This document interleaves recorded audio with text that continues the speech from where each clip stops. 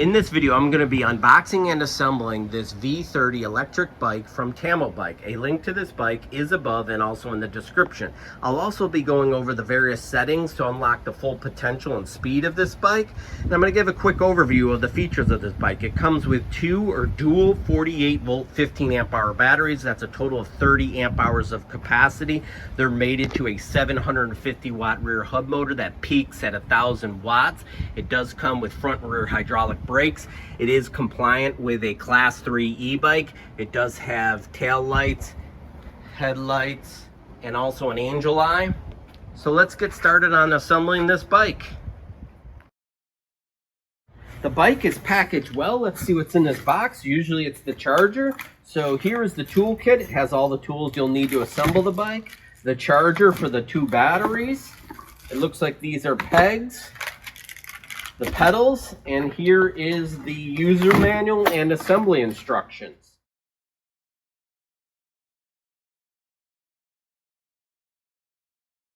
Unpack this bike, but as you notice right here are the keys.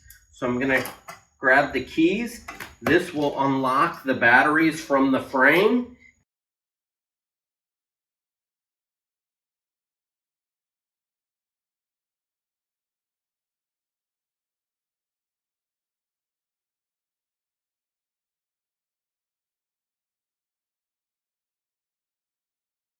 I'm going to remove both batteries from the bike so that I can assemble the bike easy and get the batteries charging. There's two types of keys here. There's this key that is hexagonal and this one that's trapezoidal. The trapezoidal key is for the top battery. You're going to unlock and slide forward like this. And then the other battery will be removed similar fashion. You're going to unlock it. And you're going to slide it up like this, and then I'm going to open this up, plug in the charger like this, and get these charging. Now this bike only comes with one charger for two batteries, so you have to charge them independently. I'll link above and also in the description to source an extra charger so that you can charge each battery at the same time. In order to mount the handlebars, what I'm going to do is open up my toolkit. Here are the caps for the top of the fork. They simply get installed very easily. Then I'm going to use the 5mm socket in here. And I'm going to use the 5mm socket. So first things first, get this lined up. And I'm going to tighten this down. And then tighten each side. To loosen up these screws here and remove the stem cap to mount the handlebars.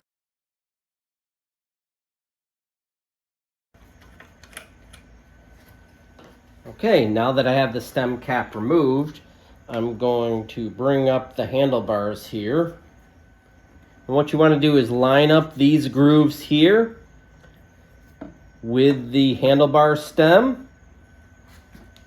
You can always come back and adjust this at a later point. All right, when I'm going to assemble the handlebars, there's one thing that I noticed, that these cables, they routed outside of the fork and it's kind of tight. So I think when I go to turn this way, it'll pinch those cables. So I need to unplug these and then I need to reroute the cables inside of the fork. So luckily there's some quick disconnects here. And I can simply disconnect that and then run those cables inside there.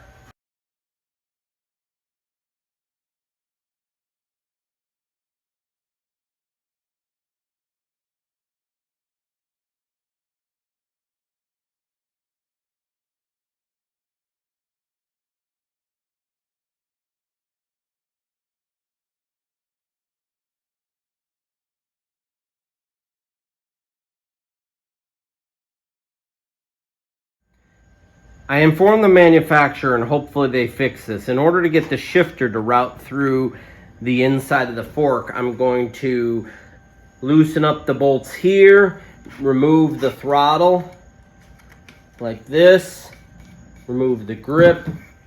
There's a little cap, there's the throttle and the brake. take this off like this, slide the cable through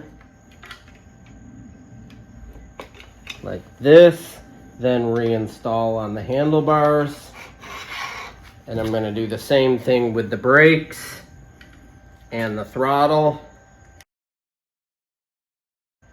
Everything is now routed inside the fork except for these two brake lines. What I am going to do is remove the headlight and route them inside the headlight and give them a guide so it's nice and clean. But it's a lot better setup than what was shipped. Like I said, hopefully they fixed this at the factory. All right, I reinstalled the throttle, the brake, and the shifter. I have this little sleeve piece. I'm going to slide that on. That prevents the throttle from being pinched against the outer grip. I'm going to slide this on so I can get the location. And now I'm going to tighten all of this down again. All right, now that I have everything routed properly inside the frame, I'm going to reconnect these cables. I'm going to do so in a nice manner. Now, one thing I remember was that the red cable that was over here went to this one here. And then everything else you just match up. The orange, like that. And then this, I want to go on the inside. Green. Red, and then green over here again. Okay, now everything is properly routed. I got the cable wraps back on. Everything looks clean and nicely routed. Now I can continue with the install. In this step, I'm going to be installing the front tire. You're going to use these wrenches, or if you have a 15mm socket, it definitely helps. Now I'm going to remove the first nut here. You might have to hold the other side. And then you're going to remove this little washer with a tab. That's going to lock it onto the fork and be the safety. And you're going to do the same for the other side. And the little washer. And then I'm going to lift up the bike. You're going to make sure that the brake rotor is on this side. You're going to remove the little plastic clip from the brake. That's a safety. And then just simply lift up the bike. You want to get the brake rotor lined up. And then the fork onto the axle like this. And then you're going to want to make sure that you're going to take your tab washer, slide it on like that into that little hole in the fork, and then thread your nut on. You're going to do the same for the other side. Just going to put this on here finger tight for now. I'm going to move to the back, put the kickstand down. And now I can use the wrenches provided and tighten this up, and then tighten each side down appropriately. You can install these little caps that came with the toolkit. Just kind of hides the nut on the end of the axle. To install the front fender, you're going to need a 5mm hex and this little socket tool. Remove this bolt and nut, set that aside. You're going to need a 4mm hex to remove the screws on the bottom of the fork. That's where the standoffs will attach. And then simply slide the fender on like this. This tab goes in the front. You're going to slide this bolt through the fork and the nut on the back. Leave that finger tight and then bring these standoffs up. Then use your 5mm hex and your little socket tool. Hold the back nut and then tighten this down where you want, like that. And there we have it. The last thing to do is install the pedals. You can see here, this is the left-hand pedal. It goes on the left side here. It tells you that it's counterclockwise to install. And then you can use your wrench. Moving over to the other side. Goes on clockwise. Then I'll use my wrench. To install these rear pegs, you're going to use a 5mm hex and this socket. Not sure if I'm a big fan of these, because even with them folded down, your heel could be in proximity of striking this, but it is great if you want to ride 2 people on this bike. I'm going to go ahead and install them, see if I like them. If I don't, I can always remove them, which is a nice feature. They are slotted, so I'm going to slide them back as far as I can.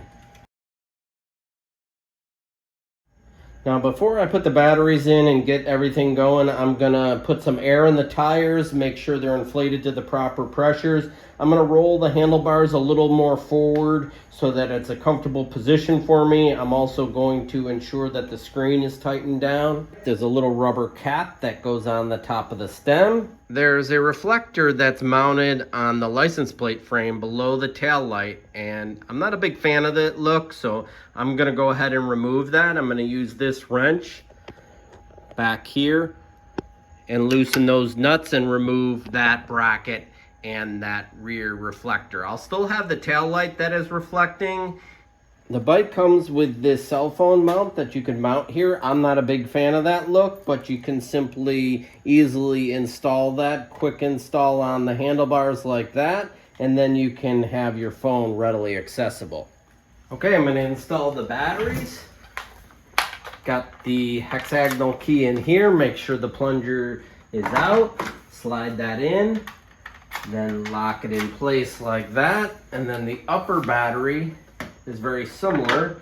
You're going to slide it in place and then slide it back, and you're going to use the other key and lock it in place. One thing I suggest, take one of the keys and put it in a safe place at home, and the other ones carry with you, so that just in case the battery gets dislodged or you want to remove them, you can do so.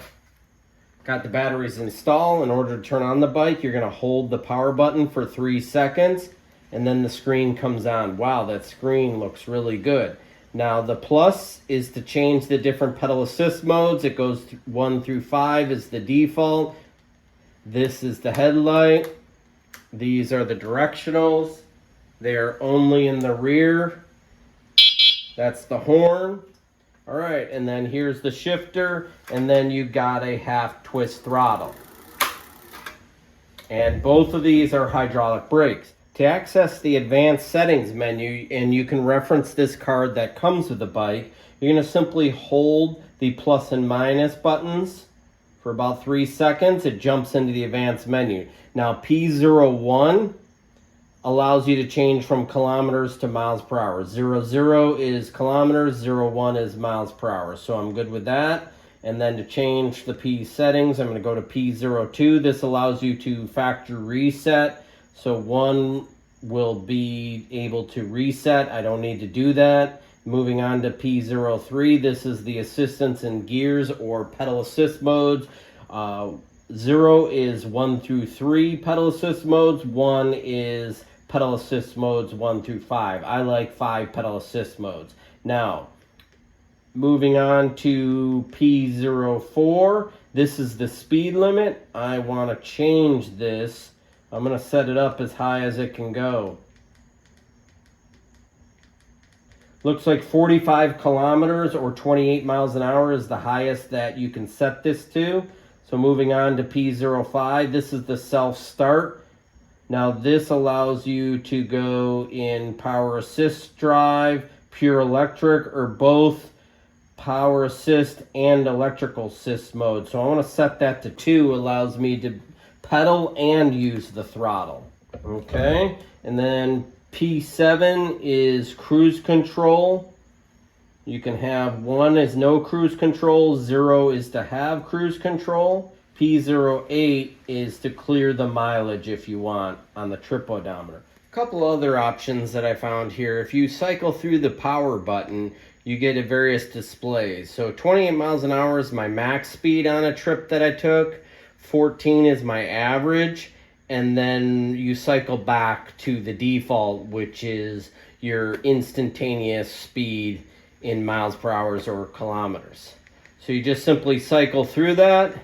One thing that's pretty cool with this bike I do like is if you're going for a while, green light comes on, that is the cruise control. You can let go and it will automatically hold that speed, which is kind of a neat option. I haven't seen that on any other e-bikes. And then to simply deactivate it, you just simply touch one of the brakes.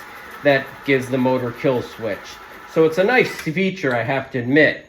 Now, one thing that I saw here on the instruction manual, you can scan this QR code, and then there's an app that you can tie to the bike and use Bluetooth code 6 zeros and access, I'm thinking, some of the features. I'll have to try that later. I want to take this for a quick ride.